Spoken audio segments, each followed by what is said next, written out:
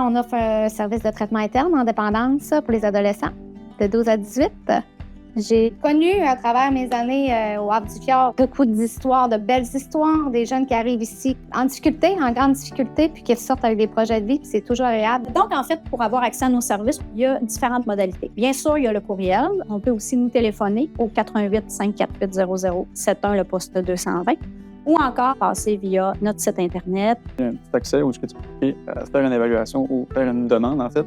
Et là, il y a un petit questionnaire à remplir pour avoir des informations à propos du jeune. Dans les démarches particulières, c'est important d'avoir une bonne évaluation de l'indice de gravité de la toxicomanie. Sinon, moindrement que tu es prêt à effectuer un changement sur tes habitudes de consommation ou de jeu, tu rentres dans les critères.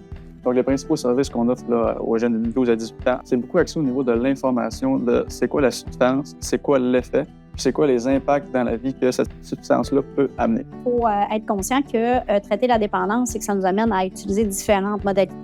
Donc, on a les ateliers thématiques où est-ce qu'on va aborder des sujets tels que la communication, les émotions, l'affirmation de soi. On a les thérapies de groupe le matin. On a les rencontres familiales aussi également, les rencontres individuelles. On a aussi les activités sportives parce que c'est important de prendre soin de son corps aussi, pas juste de son esprit. Au niveau scolaire, on a une école satellite ici. L'école est obligatoire. Donc, les jeunes peuvent poursuivre leur scolarisation ici pendant le traitement. Il y a des périodes scolaires à tous les jours avec des plans de travail. On travaille en collaboration avec les écoles d'origine.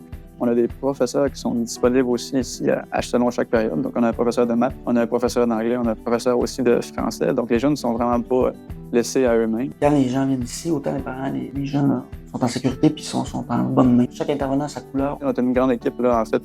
Il y a des psychoéducateurs, il y a des psychologues, il y a des travailleurs sociaux, il y a des techniciens en travail social, puis il y a aussi des techniciens en éducation spécialisée. Ça fait en sorte que les services là, en matière de dépendance sont vraiment diversifiés.